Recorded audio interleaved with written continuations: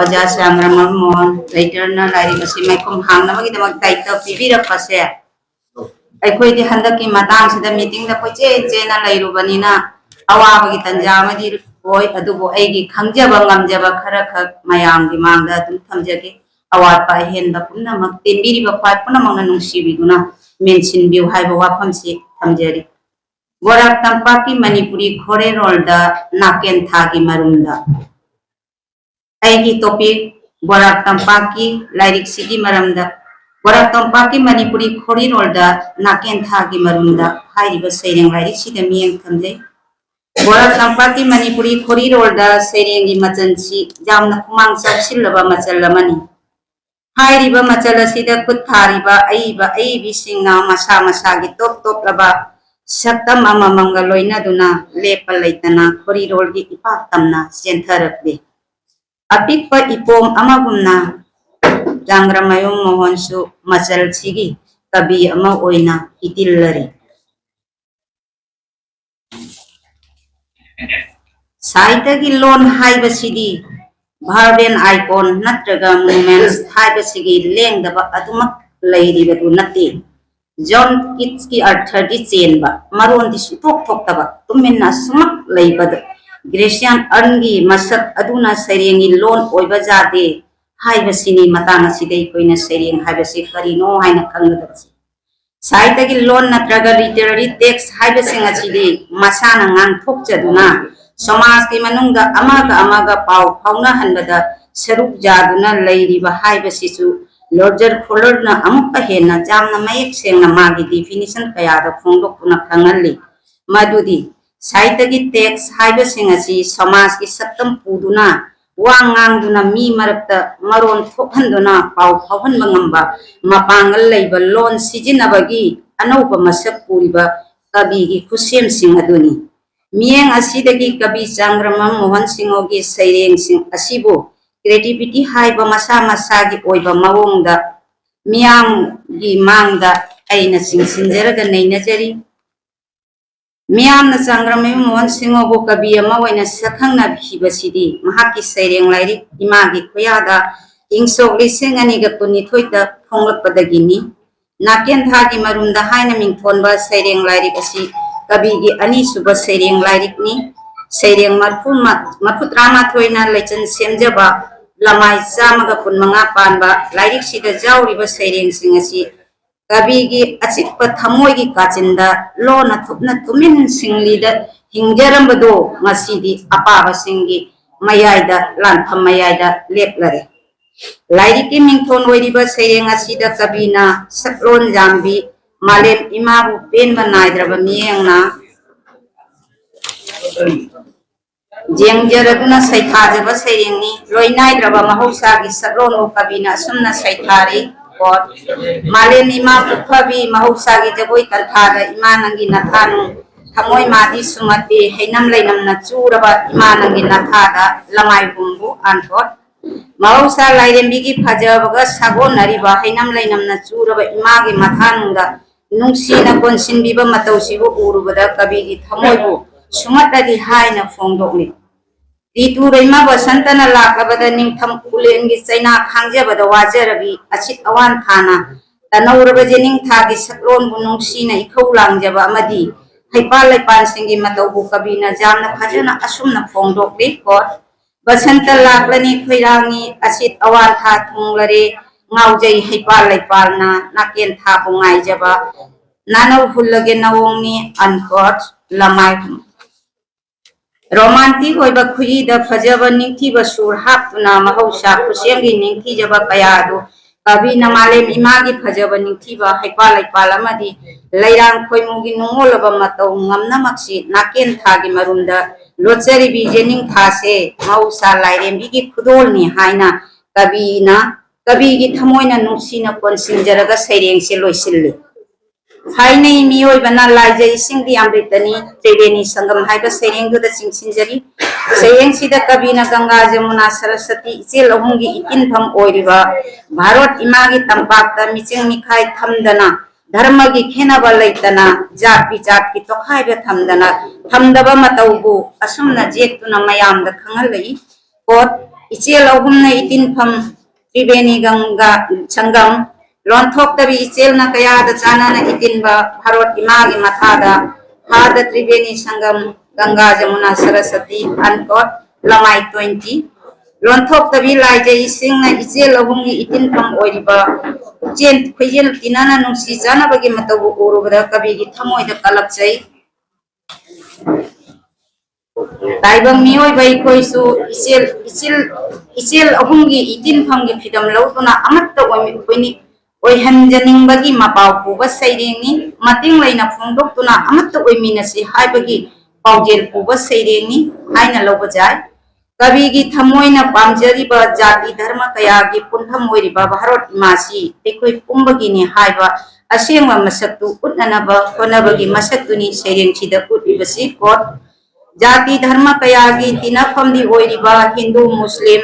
सिख ईसाई इचिन इनाव ngakni awa anadi punminaba nungsi chanana hingminasi unquote lamai 20 sereng asi borak tampaki saknai rebi aibi sanama chagi ichen pumnamaki tinpham haiba sereng duga naksinna thambajai aibi na magi sereng sida bharat ki sagai jat kuchulon khenaba pumnam asina अमत पुनसिंदुना सेमलिबा अपुनबा भारत की फजरबा सक्तम अमबु वहाइना सागतुना उहल्ली मदौ असमना कवि चांग्रम मोहन की सैरेंगा मपुमदा नत्रबसु मचेकता नत्रगा वहाइदा मानबा मसखरति तसेंग सैरेंगा सिदगी उबकन पुंगमिंग वाखल अमदी थमोइगी मिहुन मुन्ना खंगबा मुन्ना मसक खंगी हाइबसी मिरु पिरांग हाइना मिंगथोनबा सैरेंग सिदा कवि चांगमयु मोहनबु एखोइना मनों हंजन जेंग बजाय पिरांग हाइबसिदी अवाब नुंगाइबा खोंचत अनेगी तोरबान ओइरिबनी मियोइबगी पुंसिबु चिंथोक चिंसिन सानरिबिनी सहुम मनिन नाइदबा खंजेन खंथांग नाइदबा लिकलाइगुंबा मरि पिखरबसिना थमोइदगी लिरिरिरि सिंथरपसिदा काइना मैसाक फंगलबा थमोइ मगी मकाददी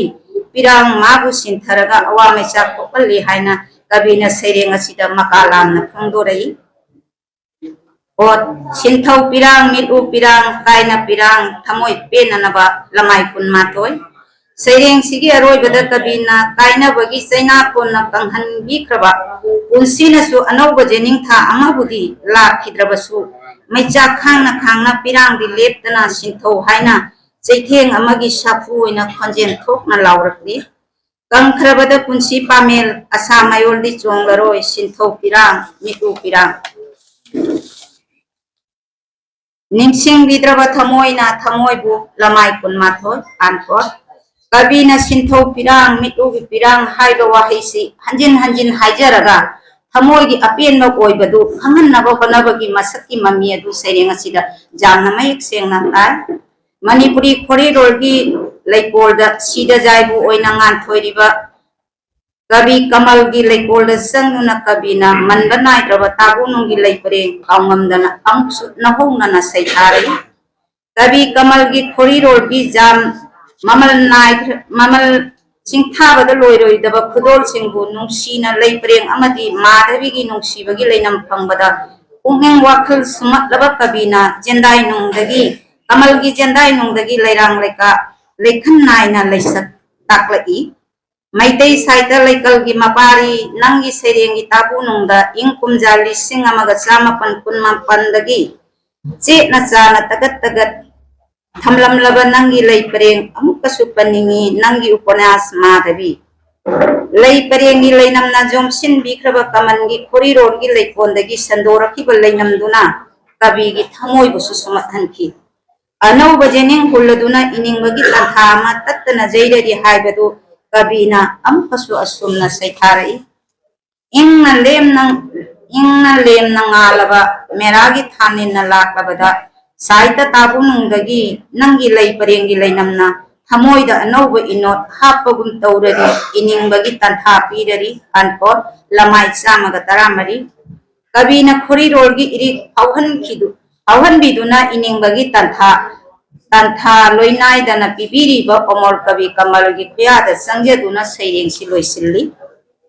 भारत की मनंग चिकना तुमथिन ngalibा सना लैपाक मणिपुरनी अकलथौ मयामबु पोक्पिरिबा इमा मणिपुर की मपारी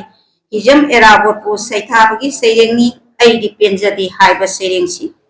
Seiring sida miyang idamakta kathokraba jananetai mingthon phangraba arangba thawa mi jablaptagi durbo taragumna lengdraba mataubu kabina seithajabaga loinana higat legat tamduna matam pumbada ekoina mahakku paurusi haibagi paujelama seiring asida udli higat legat tambana ekoigini jada naudani ekoigi mapari mamong kongul lirasi Thongna laisi linggen chelasi irei baki damak ankot lamai chamaga taret Manipuri saitagi sayau oikraba jananeta gi seidam seirengbu kabina kawamdana ningsingli ngasi phauba angangsinggi chanaba iseigi surgi seisakta khudon tambiri haina takli alangba mangalamagumna ireisa khudingmaki thamoida imagi puja seireng sina tattana mangal piri haibasi mayek sengna kabigi seireng asida kabina jamna isang thauna phongdo aidi penjadi haiba seireng sida hijam erabot ki punsigi apunba saktam mamana seirengi masa pumba sagatuna utpaga loinana punsigi aroba saktamdu kabina asumna jeklai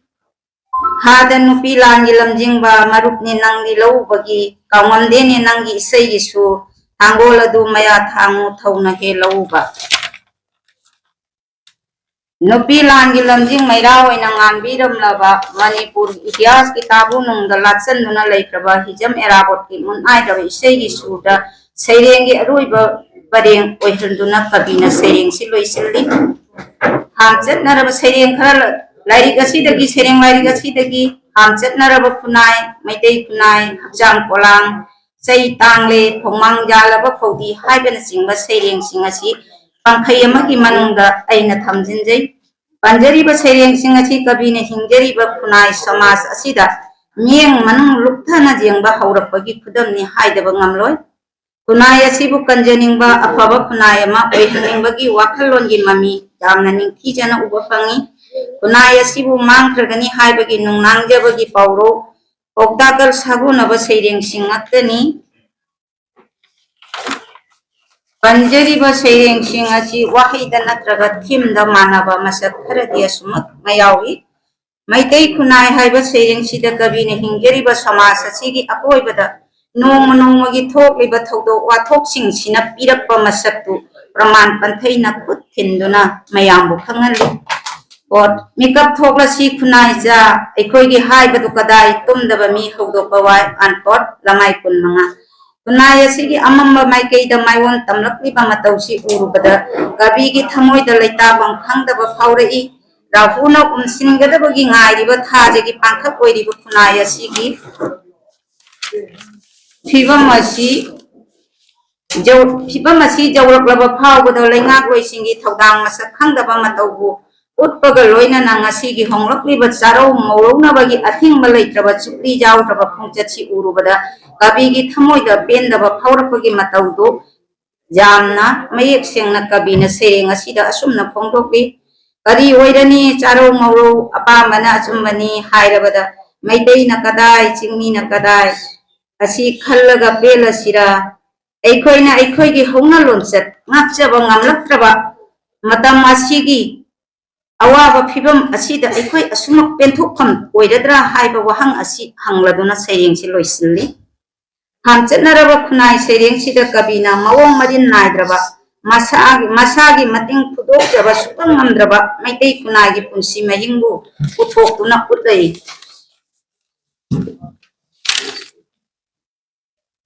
ulai loina na akan makhalau maga loina na laurapagi masagaduni seireng asida राजनीति की शक्ति ना लाखलबा पुंसिना समाज की अथीब सक्तम कयागा सगोनना हिंगलपसी जेक ननाबा होनरपगी मसक अदु सैरेंग असिदा जामना मयक सेंगना उबा fungi हमचत नरबा खुनाइद उलंबा सैरेंगी मका लामना फोंदोक जबा ngamlam खिद्रबा खुनाइ असिगी मसकतो hakjang polang haibasida jamna mating leina amadi thongna leina kabina phungdokpagi masak aduni ekoina seireng sida uba phangisi mathakta naina jakhiba seireng asina taklibadi hori rolbu thawaini khanjaduna puthorakliba कवि चांग्रमा Mohan सिंहोगी lyric असिगी थवाई Mirren कोनसिनबिदुना etching थौना लेना हिंहनबिबा हाइबसिमदी अपाबसिंगी हौना लोंचतनी खंजरगा lyric असी मंगान नाइबा ओइरसनु लोइना लोइनाना सैरें खरतंग लौखतजरगा पुकनिंगी लैबुन ओइना मियामदा कच्चबसिदा अवातपसिंगु मेंसिनबिउ असोइबबु ngapiu हाइबा वाहिसी अमुका हना मयामदा खुरमजगबग लोइनाना मयामबु हराउते